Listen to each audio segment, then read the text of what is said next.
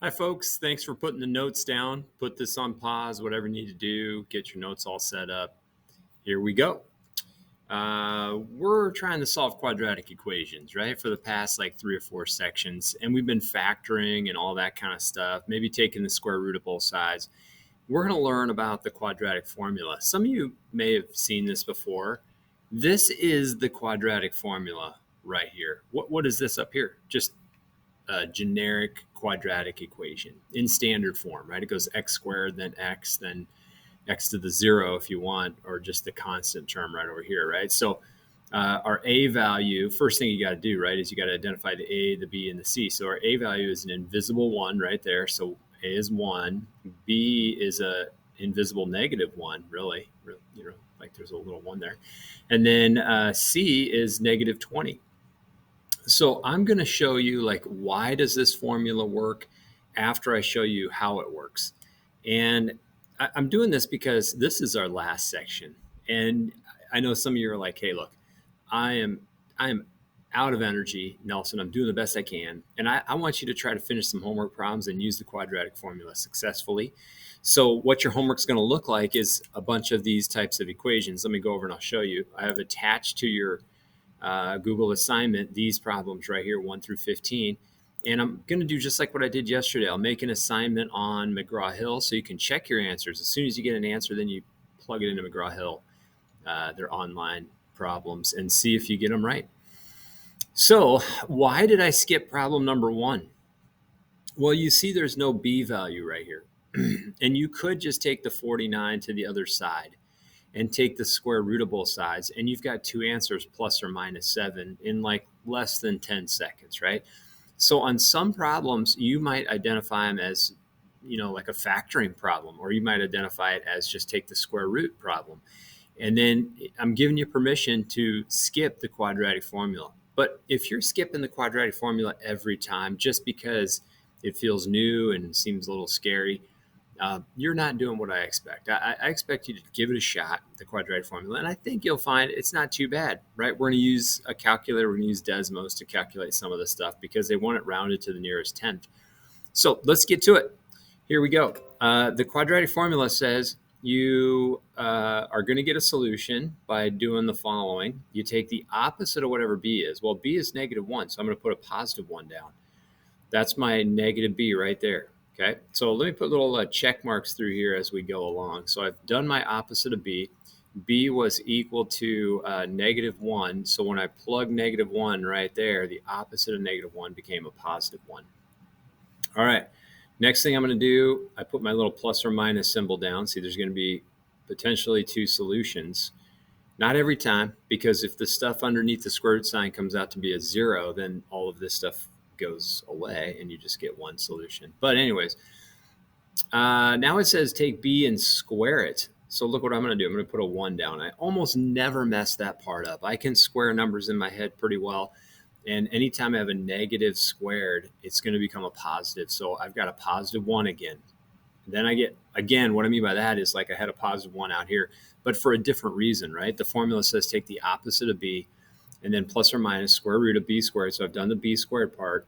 Now I go -4 times, and this part I usually write out just like I'm doing it right now because I do make mistakes over here sometimes. So I want to see what I've got here before I try to calculate that in my head. And you might be saying, well, I thought you said we're going to put it into Desmos. We are, but I don't put all of this stuff in Desmos because some of it I can just do, by hand, and I make fewer mistakes than trying to get it all into Desmos correctly. So now that I've got this kind of written out, I can see that I have -4 times 1, which is -4.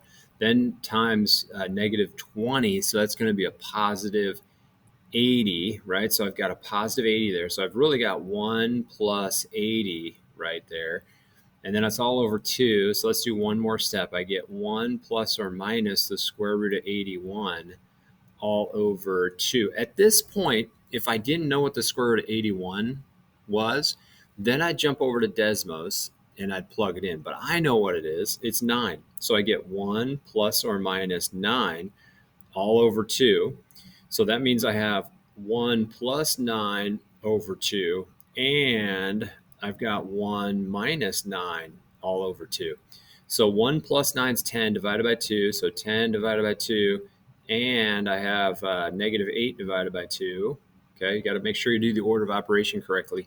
So this big fraction bar means I've got to do everything in the numerator before I divide by 2. Now, I could divide by 2 if this was an even number over here and I had an even number over here. I could divide them individually, but I'm not choosing to do that. I'm just doing the whole numerator first, and now I've got 5 and I've got negative 4. Okay. So what I want you to see though is is that really our answer is 5 and negative 4? So I go x squared minus x minus 20. I'm going to put that into my Desmos, right? Let's see. It was x squared minus x squared minus x. Was it plus 20 or minus 20? Minus 20. Okay, so we go minus 20. And do we have the right answers? Negative 4 and 5. I think we do. We had negative 4 and 5, right? So make sure on McGraw-Hill, they usually want you to put the smaller one in first. So you have negative 4 and 5 going into McGraw-Hill. What was I saying about doing some of this on the calculator? Well, if you were doing this on the calculator, you'd go like something like, I'm going to have a division going on. Whoops, let me get the division sign. And then I get 1 plus square root of 81, right? Now I jump down to the denominator, and I think we were dividing by 2, weren't we? So there's my 5 number right over there. That's the 5. How do I get the negative 4? I change this guy right here to a minus sign, and I've got my negative 4, right? So that's what they mean by plus or minus right there. There's 2 operations you need to do. When do you need to do this on Desmos? When it's not a perfect square that you recognize underneath the square root sign. Like let's say this was 82. You can't take the square root of 82 and get a whole number. So 82 is not a perfect square, right? And so you would need Desmos to come up with a decimal approximation for you. So if you feel like, you know what, I got this, Nelson, don't say anything else, I think I'm going to give it a try. I'd like you to try number 3 and then put it into McGraw-Hill. You can try number 1 by the quadratic formula, but maybe you want to try it by just moving the 49 to the right side, taking the square root. If you try the quadratic formula, there's no b value, right? So the b is equal to 0. I should say it's equal to 0. There is no middle term, so the b is equal to 0. But I do want to show those people, like maybe advanced students, like why does this work? Where does this come from? How did mathematicians generate this thing? Okay, so you're welcome to just go about your business if you're like not interested in this. I'm not going to look for this in your notes, but I think some of you might be interested. Like, how did they do this?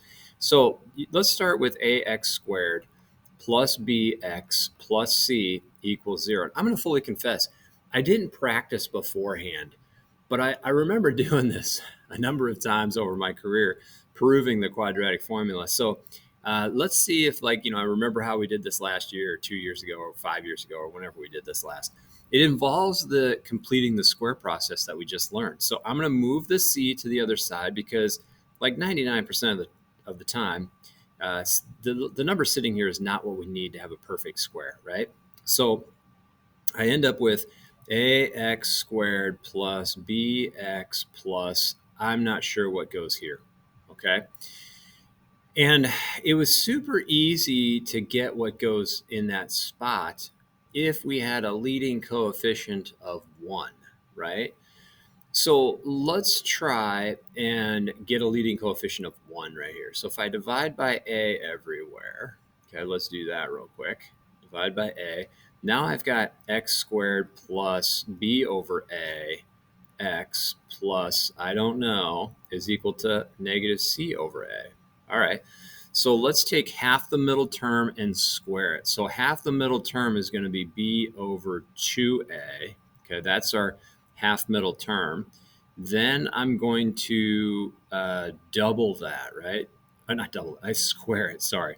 So I take half the middle term and I square it, and that's the number that needs to be right here. So I'm going to put b squared all over 4a right here. But if I put b squared over 4a here, I got to put it on the other side. So I go plus b squared over 4a right there. All right, so now I have a perfect square trinomial on the left side, and it's super easy to factor a perfect square trinomial. All you have to do is go x, and then you take half the middle term. So I go plus b over 2a right here, b over 2a, and it's all going to be squared, and that's equal to our negative c over a plus b squared over 4a. Now, it's sometimes helpful to have one fraction instead of two separate fractions. So what I'm going to do is I'm going to multiply the numerator and the denominator by 4 so that they have common denominators here. So if I put a 4 right there, I've got to put a 4 up in the numerator. Now this negative sign is kind of in my way. I could erase it, or I could just make it into a 4, and I'll move my negative out here. Okay, so now I have common denominators of 4a. And let's add these two guys together, and let's move the b squared in front of the negative 4c, okay? So I got b squared minus 4c all over 4a. All right. Hey, you know what? This is kind of looking a little bit like this guy right here. Do you notice that? Right? Isn't that kind of looking a little familiar right there? That's kind of interesting. So let's continue forward and see if I am making any progress here. So let's see, what would I do now? I think I could, let's see, I think I could take the square root of both sides, right? So I get x plus b over 2a, b over 2a. And I want to take the square root of all of this stuff, right? All right.